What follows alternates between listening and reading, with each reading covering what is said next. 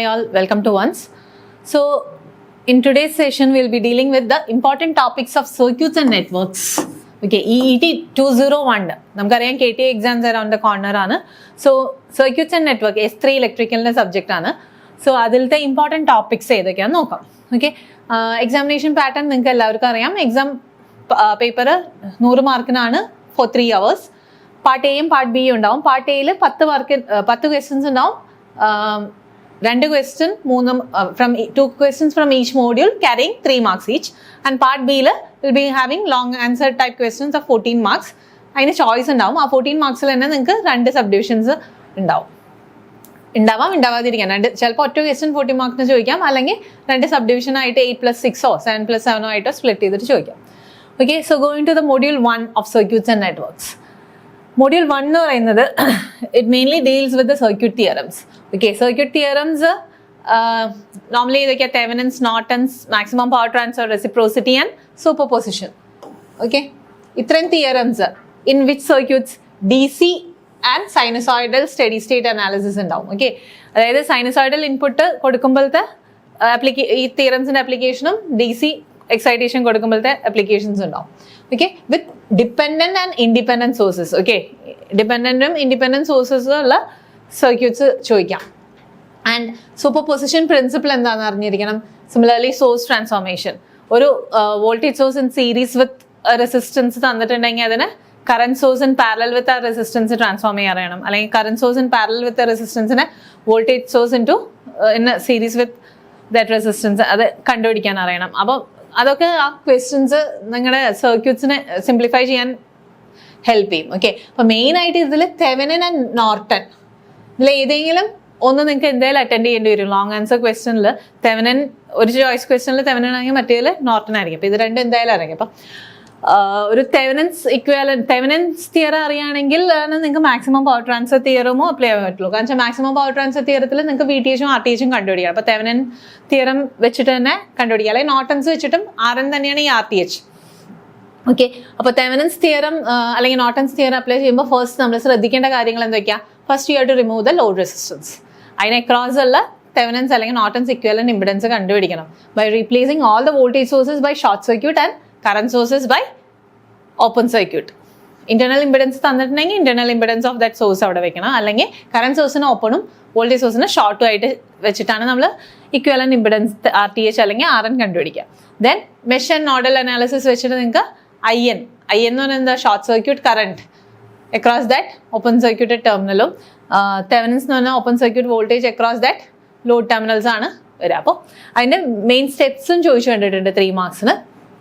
പിന്നെ application to theorem, പിന്നെ reciprocity theorem statement, ഈ എല്ലാ തിയറത്തിന്റെ സ്റ്റേറ്റ്മെന്റ് അറിഞ്ഞിരിക്കണം. അത് reciprocity theorem with an example verify ചെയ്യാനൊക്കെ ചോദിച്ചും കണ്ടിട്ടുണ്ട്. ഓക്കെ, സോ ഈ മോഡ്യൂളിൽ മെയിൻ ആയിട്ട് ഈ തിയറംസ് വെച്ചിട്ട് നിങ്ങൾക്ക് സോൾവ് ചെയ്യാൻ അറിയണം.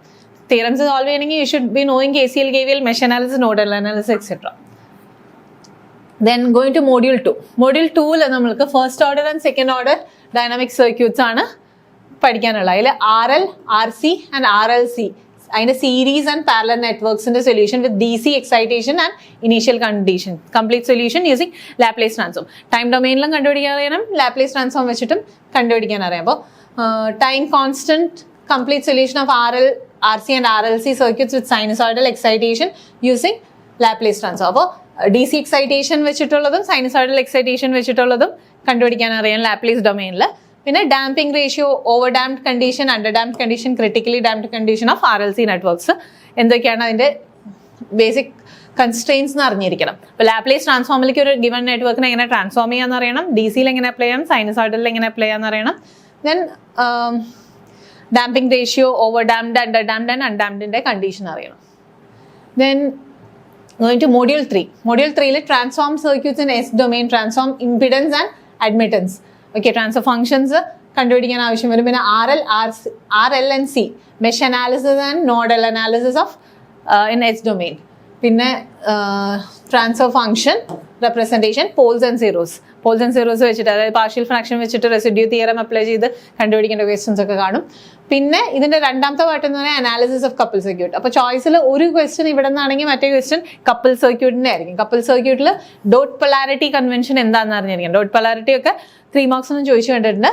And sinusoidal steady state analysis of coupled circuit, linear transformers as coupled circuit, analysis of coupled circuits in S domain. S domainൽ കപ്പിൾ സർക്യൂട്ട് എസ് ഡൊമെയിനിൽ അനാലിസിസ് വരുന്നുണ്ട്. അപ്പോൾ ഇത്രയും ഭാഗമാണ്. അപ്പോൾ 3 മാർക്സിന്റെ ഒരു ക്വസ്റ്റ്യൻ ഇവിടെ നിന്നും ഒരു ക്വസ്റ്റ്യൻ ഇവിടെ നിന്നും, ചോയ്സ് ഒരെണ്ണം ഇവിടെ നിന്നും ഒരെണ്ണം ഇവിടെ നിന്നും ആയിരിക്കും.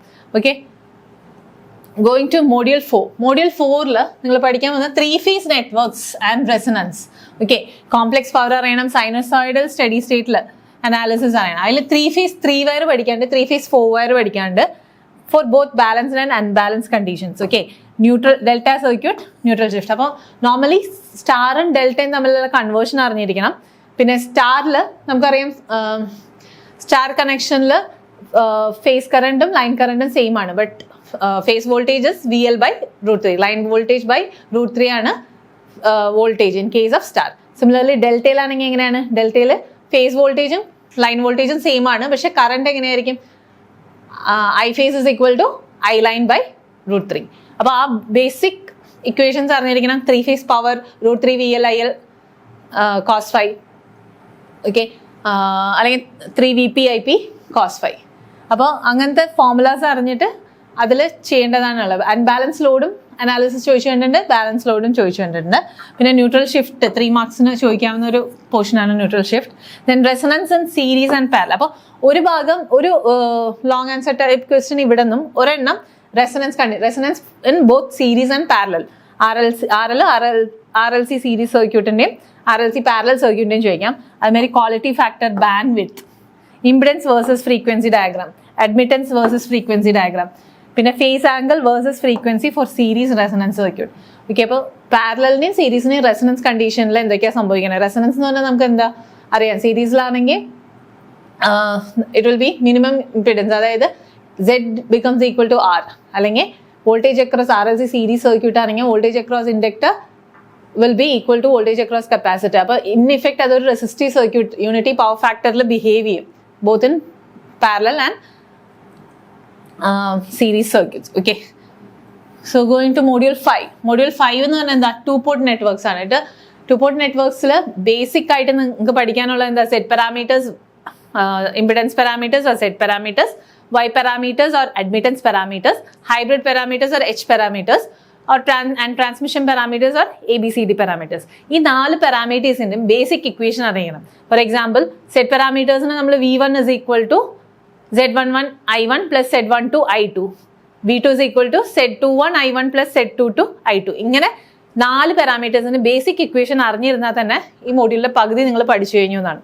ഓക്കെ, പിന്നെ ഈ ഓരോ പാരാമീറ്റേഴ്സിന്റെയും condition for reciprocity, condition for symmetry, ഈ കാര്യങ്ങൾ അറിഞ്ഞിരിക്കണം. അതിന്റെ ഡെറിവേഷനും അറിഞ്ഞിരിക്കണം. ലോങ് ആൻസറിൽ സിമെട്രിയുടെയും റെസിപ്രോസിറ്റിയുടെയും ഇംപിഡൻസിന്റെയും ട്രാൻസ്മിഷന്റെയോ അങ്ങനെ ഏതെങ്കിലും 2 പാരാമീറ്റേഴ്സിന്റെ ചോദിച്ചു കാണാറുണ്ട്. സോ ബേസിക് ആ ഇക്വേഷൻ അറിഞ്ഞിരിക്കണം, അത് കൺവേർട്ട് ചെയ്യാൻ അറിഞ്ഞിരിക്കണം, അതിന്റെ condition for symmetry and reciprocity അറിഞ്ഞിരിക്കണം. പ്രോബ്ലംസും ഇവിടുന്ന് ചോദിക്കും.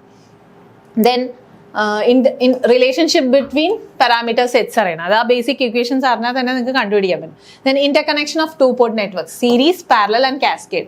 സീരീസ് കണക്ഷൻ ആണെങ്കിൽ എന്തായിരിക്കും ചോദിക്കുക? സെറ്റ് പാരാമീറ്റേഴ്സ് ആയിരിക്കും. ഒരു പെർട്ടിക്കുലർ നെറ്റ്വർക്ക് തന്നിട്ട് അതിന്റെ ഇംപിഡൻസ് പാരാമീറ്റേഴ്സ് ഇതേമാതിരി ഒരു നെറ്റ്വർക്കും കൂടെ, ഇപ്പൊ സെറ്റ് ഒരു നെറ്റ്വർക്ക് തന്നു, സെറ്റ് പാരാമീറ്റേഴ്സ് അതേമാതിരി തന്നെ സീരീസ് ആയി കണക്ട് ചെയ്ത് കഴിഞ്ഞാൽ ഓവറോൾ സെറ്റ് പാരാമീറ്റേഴ്സ് കാണാൻ പറയും. അപ്പോൾ നമ്മൾ രണ്ടും കൂടെ ഒന്നിച്ച് കണക്ട് ചെയ്ത് വെക്കാൻ നിൽക്കണ്ട, ആദ്യം ഒരെണ്ണത്തിന്റെ കാണുക. സെറ്റ് പാരാമീറ്റേഴ്സ് സീരീസ് കണക്ഷനിലാകുമ്പോൾ രണ്ടും ആഡ് ചെയ്താൽ മതി. അപ്പോൾ സെയിം തന്നെയാണെങ്കിൽ ഇൻറ്റു 2 ചെയ്ത് കഴിഞ്ഞാൽ നിങ്ങൾക്ക് മൊത്തം നെറ്റ്വർക്കിന്റെ ഇക്വലന്റ് സെറ്റ് പാരാമീറ്റേഴ്സ് കിട്ടും. അതുമാതിരി തന്നെ വൈ പാരാമീറ്റേഴ്സ്, പാരലൽ കണക്ഷൻ ആണെങ്കിൽ വൈ പാരാമീറ്റേഴ്സ് ആയിരിക്കും ചോദിക്കുക. ഒരു നെറ്റ്വർക്ക് തന്നു, അതിന് പാരലായി കണക്ട് ചെയ്യുമ്പോൾ അതിന്റെ വൈ പാരാമീറ്റർ എന്താണെന്ന് ചോദിക്കും. അപ്പോൾ ആദ്യം തന്നതിനെ കണ്ടുപിടിക്കുക, ഇൻറ്റു 2 ചെയ്യുക, സെയിം തന്നെയാണ് കണക്ട് ചെയ്യുന്നതെങ്കിൽ. ദെൻ കാസ്കേഡ് ആണെങ്കിൽ എന്തായിരിക്കും? ABCD പാരാമീറ്റേഴ്സ് ആണ് കണ്ടുപിടിക്കേണ്ടത്. Okay, then T pi transformation. T pi transformation വളരെ സിമ്പിൾ ആണ്. നിങ്ങൾക്ക് ഇതിപ്പോൾ ഒരു T നെറ്റ്വർക്ക്,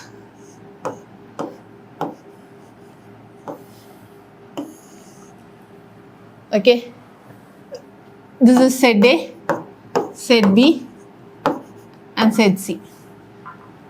ഓക്കെ, അപ്പോൾ set A, set B, set C.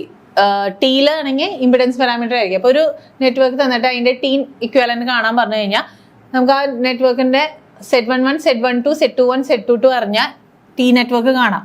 Set A is equal to set 1 1 plus set 1 2. Set B equal to set 2 2 plus set 1 2 and set 1 2 or set 2 1. Okay, then set C is equal to set 1 2 or set 2 1. Okay, അതുമാതിരി തന്നെ pi network ആണെങ്കിൽ in terms of admittance parameters ആണ് കാണുക. So these are the important topics of circuits and networks. ഈ എക്സാംസിന് ഈ portions ഒക്കെ concentrate ചെയ്ത് പോവുക. Previous year question paper solve ചെയ്യുക. നിങ്ങൾക്ക് വൺസിൻ്റെ ചാനലിൽ തന്നെ previous year question paper solve ചെയ്തത് കിട്ടും. അല്ലെങ്കിൽ വേറെ ഏതെങ്കിലും റെഫർ ചെയ്യുക. ക്വസ്റ്റ്യൻസ് മാക്സിമം ചെയ്തിട്ട് പോവുക. സർക്യൂട്ട്സ് ആൻഡ് നെറ്റ്വർക്കിൽ ഒരിക്കലും പ്രോബ്ലം പ്രാക്ടീസ് ചെയ്യാതെ പോകരുത്. Will get stuck in the exam. So all the best, prepare well. Thank you.